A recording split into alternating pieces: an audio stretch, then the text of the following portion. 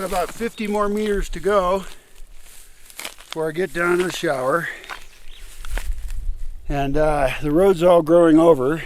All these roads don't get used, and they need to be all fixed up. Ultimately, I need to get them re-bulldozed, widened in some spots, and then maintained, because I'm maintaining like probably 3 kilometers of roads. And I want to get a bulldozer, and I want to put in another 2 to 3 kilometers of roads. The whole land is about 1 kilometer long, and you need to have access roads to get to all parts of it. It just makes sense.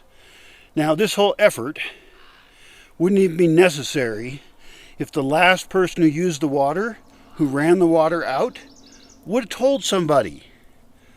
You know, I don't use this building. And so if water runs out, tell someone.